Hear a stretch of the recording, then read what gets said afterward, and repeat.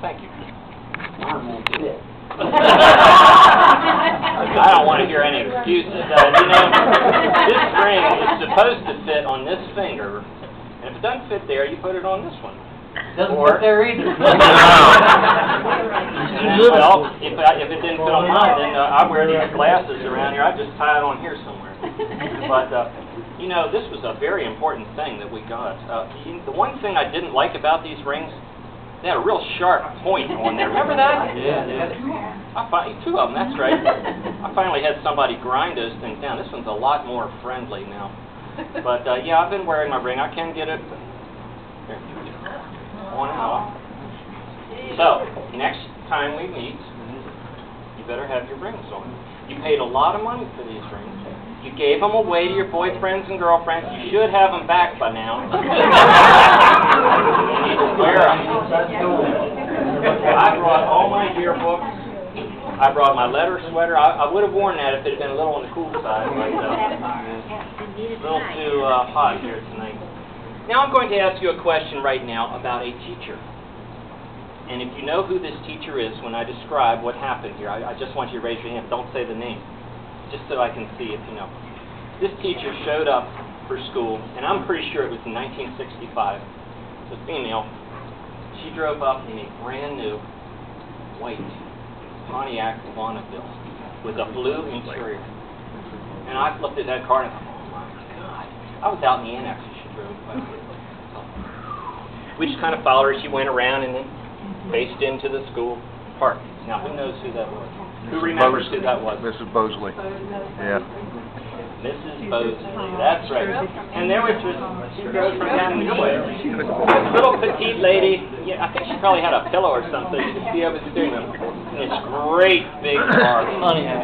Pontiac, but it was a beautiful car. Speeding ticket. Did. You told us about that. Huh. Were you listening? No, that part I didn't remember. I did not remember.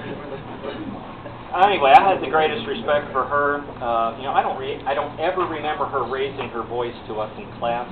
She would just stop, and then she would, you know, chastise whoever was doing something in a very nice, quiet way.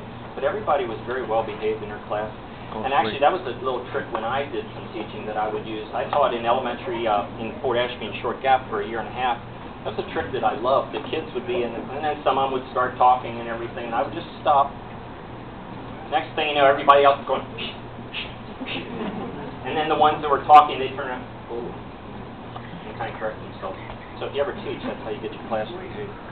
But anyway, she taught us a lot about the use of the English language.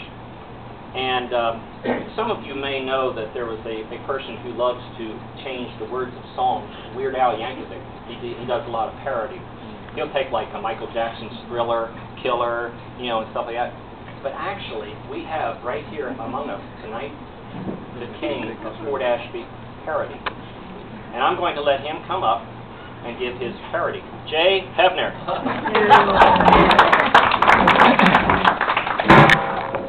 Take a walk down memory lane with me. We had something called class night. Remember that? Yeah. And one of the things that everybody had was a prophecy. Do you remember what yours was? 25 years we've been doing this. Garrett, you remember? May? Don't remember? Anybody else remember besides me? No, we can find it though.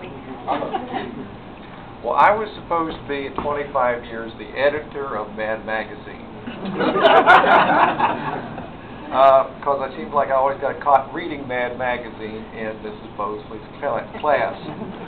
And Mad Magazine's not doing too well today, I guess because I never took over as editor. But I wrote this poem right here, and it's a parody of The Raven by Edgar Allan Poe, who I wish to apologize right now, even though he's great.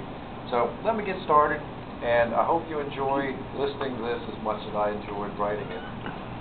Once upon a winter's eve dreary, while I dozed on Mom's couch, tired and weary, late from arriving from a sojourn tired and sore, from my humble abode near the Florida shore, within my ear I did hear a ringing, a ding-a-linging. 'Twas my classmate and brother-in-law, Bob, no one more.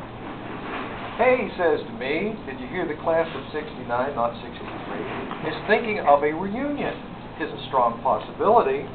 This brought to mind quaint and curious volumes of forgotten lore, class plays, going on dates, even basketball scores. I thought longer, remembering more and more. Memories of past and faded lore, only this and nothing more. Soon afterward, a letter from Donna did appear, brought by postman from far to near. A letter wanting dates, interest, what's been happening, info galore. So I returned the letter with a stamp of 43, not 44, long before the deadline date, to an address in the Tar Heel state. Would there be a reunion? That would be just great.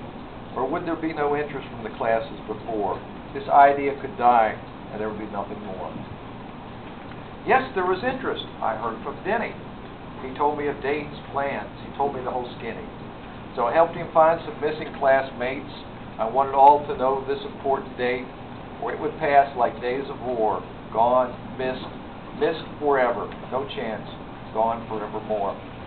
So here we are at last, greeting, eating, comparing notes, seeing who's still young, no one, seeing who's an old goat, all of us.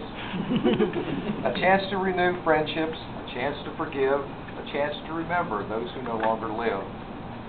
I hope they knew Jesus and that they now soar. Someday we will follow. Death always keeps score. Yes, someday we will all sleep forevermore. A chance to remember those who drove the buses, principals, teachers, other strange creatures. A chance to remember those petty fusses. A chance to remember classes galore. Some good, some bad, some just a bore. Old hairstyles, music, clothes that we adored. Gone but not forgotten. Remembered some more. So I've had some fun with this poem so poor. I know it was bad. Thank you for not running for the door. I've had my say, so let us pray and give thanks for the times of our lives. We filled in the lines, we filled in the blanks. Let us now smile, forget the hurts and the pains. Be young for a while. I don't have to explain. Hope we meet again. May we see you all some more. Life passes so quickly, and then we are no more. So enjoy our time while we're here this day. We will eat, fellowship, and then each go our own way. I hope you found happiness in the people you love, friends, family, the good Lord above. Take care. Hope we can do this some more. This tale is now ended. I will adore. To be repeated at the next reunion, maybe, maybe never no more.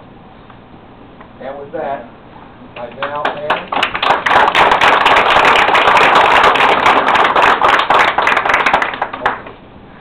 And with that, I now and forevermore return the floor to our MC, Mr. Wally. With Jay Hubner, nevermore.